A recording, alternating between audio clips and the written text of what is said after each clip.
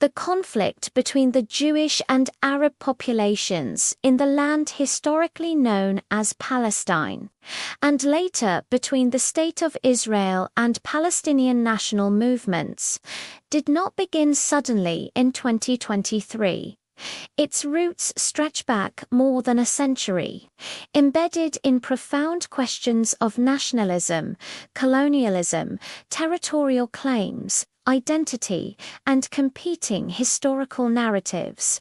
In the late 19th and early 20th centuries, as the Ottoman Empire waned, nationalist movements emerged across the Middle East. Among these was Zionism, a political movement advocating for the establishment of a Jewish homeland in the historic land of Israel-Palestine, motivated by centuries of European anti-Semitism and pogroms, as well as by the broader currents of modern nationalism.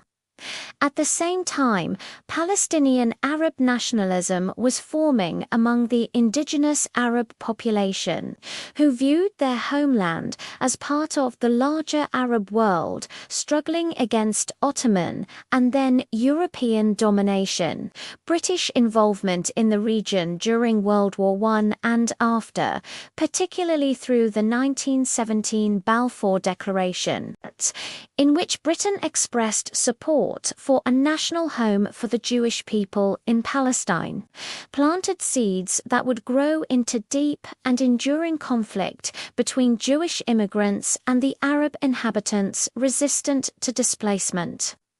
With the end of Ottoman rule and the establishment of the British Mandate for Palestine after World War I, waves of Jewish immigration from Europe increased, driven by rising anti-Semitism and later by the horrors of the Holocaust. Jewish immigrants established settlements, bought land, and formed collective agricultural communities, kibbutzim, sometimes displacing Palestinian farmers. Tensions between Jewish communities and Palestinian Arabs escalated as both groups vied for political control, land, and security. Intercommunal violence erupted periodically throughout the Mandate period, reflecting deepening mistrust and competing national goals. In 1947, the United Nations proposed partitioning the British Mandate territory into separate Jewish and Arab states. Jewish leaders accepted the plan. Arab leaders rejected it as unjust. When the State of Israel declared independence in May 1948, neighboring Arab states intervened militarily, launching the First Arab-Israeli War. The conflict ended in 1949 with armistice lines that left Israel in control of much of the territory, while Jordan occupied the West Bank and East Jerusalem and Egypt controlled the Gaza Strip. For Palestinians, this period became known as the Nakba, or catastrophe, during which an estimated 700,000 Palestinian Arabs were displaced from their homes and became refugees. The memory of the Nakba is a foundational grievance in Palestinian nationalism and continues to shape political claims and identities. The decades that followed entrenched the division. Israel absorbed Jewish refugees from Europe and the Arab world, while consolidating state institutions and absorbing waves of Jewish Quippy immigration. Palestinians and other Arab peoples opposed to Israel's existence maintained various forms of resistance, both armed and political.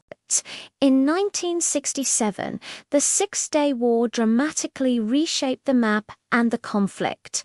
Israel's decisive military victory against Egypt, Syria, and Jordan resulted in the occupation of the West Bank, including East Jerusalem, the Gaza Strip, the Golan Heights, and the Sinai Peninsula. The occupation of the Palestinian territories created new flashpoints. Israeli settlements began to expand in the West Bank, and Gaza became a densely populated territory under Israeli military control and blockade. Palestinians in these territories lived under military administration, with limited self-rule under the Palestinian Authority (PA), established later through negotiations. Amid these shifting dynamics, various Palestinian political and armed movements grew in prominence. The Palestine Liberation Organization (PLO), founded in 1964, became the umbrella organization representing different factions seeking Palestinian self-determination, including Fatah. In contrast to the PLO, Hamas emerged later as an Islamist movement advocating armed resistance against Israel and rooted in the Muslim Brotherhood tradition. Founded in 1987 during the First Intifada uprising against Israeli rule in the occupied territories. Hamas rejected the Oslo peace process that the PLO entered into with Israel in the 1990s, which produced limited self-governance arrangements, but failed to resolve core issues such as borders, refugees, settlements, and the status of Jerusalem. The Oslo Accords of the early 1990s raised hopes of a negotiated two-state solution, sovereign Palestinian state, alongside Israel, but progress stalled over the years, and mutual distrust deepened. Violence flared periodically, including during the Second Intifada 2000 to 2005, a period of intense violence that took thousands of lives on both sides. Israel withdrew its settlements and army from the Gaza Strip in 2005 in a unilateral move, but it maintained control over Gaza's borders, airspace, and maritime access, along with Egypt's control over the Rafah crossing, creating what critics described increasingly as a blockade. In 2006, Hamas won legislative elections in the Palestinian territories, a victory that shocked both Israel and many Western governments. Tensions between Hamas and Fatah culminated in contested governance in 2007, with Hamas forcibly taking control of Gaza. Since then, the Gaza Strip has been governed by Hamas, while the Palestinian Authority, dominated by Fatah, has administered parts of the West Bank. The bifurcation of Palestinian governance created parallel authorities, weakened collective Palestinian political leverage, and entrenched divisions that external actors often exploited. Hamas's control of Gaza and its refusal to renounce armed struggle against Israel, combined with Israel and Egypt's closure of Gaza's borders, meant that Gaza's population endured severe economic pressures and restricted movement. Israel justified the blockade and periodic military operations such as those in 2008, 2009, 2012, 2014, and 2021 non-security grounds, citing rocket fire and militant attacks emanating from Gaza that targeted Israeli border towns and cities. These cycles of confrontation produced heavy casualties on both sides, but were typically confined 2 weeks or months and concluded with temporary ceasefires negotiated by regional mediators including Egypt and Qatar. The repeated conflicts, however, deepened animosity, normalized violence, and devastated Gaza's infrastructure and civilian life. Even as these military engagements occurred, the broader Israeli-Palestinian political conflict remained unresolved. Settlement expansion continued in the West Bank, and the Israeli government's policies under successive administrations, including those of Benjamin Netanyahu's, sometimes emphasized security and territorial control over negotiation. Critics point to settlement expansion, the closure of political horizons for Palestinians, and policies around Jerusalem's holy sites as exacerbating tensions. Among the most sensitive issues has been the status of Jerusalem claimed as a capital by both Israelis and Palestinians, the religiously significant Al-Aqsa Mosque compound, where disputes over access and control periodically sparked unrest. By the early 2020s, the region had also become entangled in wider Middle Eastern geopolitics. Iran supported various armed groups opposing Israel, including Hamas and Palestinian Islamic Jihad, as part of its broader regional strategy.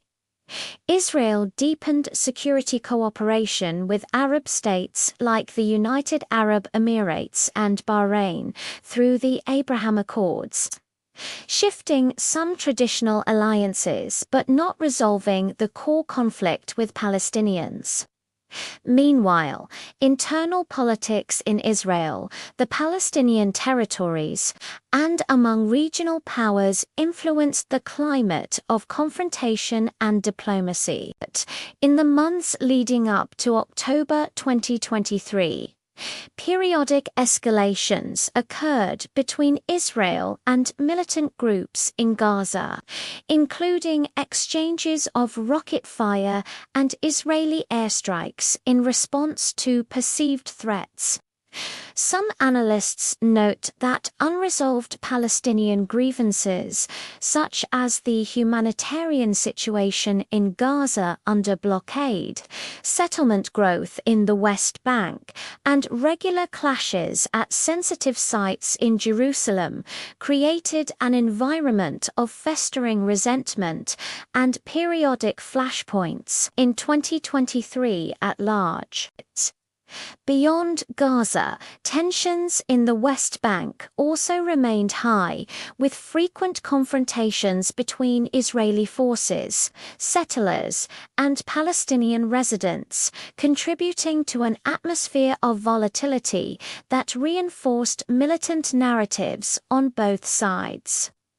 The proximate trigger for the war of 2023 occurred on the 7th of October 2023, a day marked by the Jewish holidays of Shemini Atzeret and Simchat Torah, traditional days of celebration and national observance in Israel. On that morning, Hamas and allied Palestinian armed groups launched a large-scale, coordinated assault from the Gaza Strip into southern Israel. The offensive began with an extensive barrage of rockets launched toward Israeli population centers and military targets. At the same time, hundreds of militants breached the heavily fortified Gaza-Israel barrier using explosives, bulldozers, and other means, infiltrating Israeli territory at multiple points. The assault included attacks on kibbutzim collective communities, military posts, and, notably, a music festival near Riem, where large numbers of civilians had gathered. In these surprise incursions, militants killed large numbers of Israeli civilians and soldiers, and they took dozens over 240 hostages back into the Gaza Strip.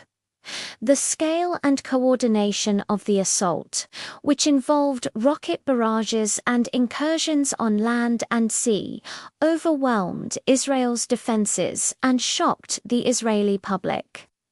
It became the deadliest single day in Israel's history in terms of civilian deaths since the Holocaust era and constituted a dramatic escalation in the long-running conflict. Hamas described its operation as a response to what it framed as ongoing Israeli occupation, restrictions on Palestinian rights, the blockade of Gaza, settlement expansion, and alleged provocations around holy sites. Israel and its allies condemned the assault unequivocally as an act of terrorism. The attacks killed many civilians and took many hostages, drawing global attention and immediate diplomatic pressure. Within hours of the attack, Israel declared itself in a state of war. Prime Minister Benjamin Netanyahu announced mobilization of reservists and vowed a powerful military response. The Israel Defense Forces (IDF) launched extensive airstrikes across the Gaza Strip, targeting Hamas infrastructure, command centers, and militant positions. Israeli forces also imposed a siege on Gaza, cutting off supplies of food, water, fuel, and electricity in an effort to weaken Hamas and compel the release of hostages. Israel's initial aerial bombardment was soon followed by a ground offensive that pushed into Gaza, reaching deep into populated areas in an effort to dismantle Hamas's military capabilities, destroy its network of tunnels and weapon caches, and recover hostages. The intensity of the conflict led to tremendous destruction of civilian infrastructure in Gaza, massive displacement of civilians, and a catastrophic humanitarian crisis. Diseases, shortages of basic necessities, and limited access to medical care compounded the suffering of Gaza's population amidst the bombardment and ground operations. As international concern grew over the humanitarian situation, regional and global diplomatic efforts intensified to seek ceasefires and hostage release agreements. Countries like Egypt and Qatar played key mediating roles, negotiating temporary pauses in hostilities at various points. The United States and other international actors proposed plans for ceasefires and post-war arrangements, seeking to alleviate civilian suffering while pressing for the release of kidnapped civilians and addressing underlying security concerns. Despite temporary ceasefires, sporadic fighting continued. A lasting peace remained elusive as both sides held firm on core demands. Israel insisted on the dismantling of Hamas's military capabilities and securing the release of all hostages, while Hamas and its allies sought the end of the blockade and political concessions for Palestinians. By late 2025, the two-year conflict had wrought immense human cost, with tens of thousands killed and injured, predominantly Palestinian civilians, and vast swathes of Gaza's urban landscape destroyed. Humanitarian agencies documented famine conditions and widespread displacement. International pressure mounted for sustainable solutions to end the fighting and begin reconstruction. Negotiations for broader ceasefire terms and longer-term arrangements continued amidst a fragile truce. The war of 2023 between Israel and Hamas did not arise in a vacuum.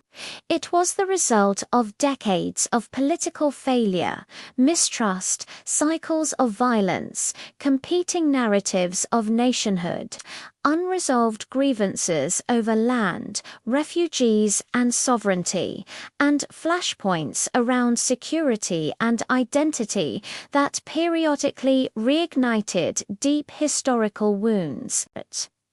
Its immense human toll and the destruction it produced testify to the complexity and intractability of the long-running Israeli-Palestinian conflict and underscore the profound challenges facing any path toward lasting peace.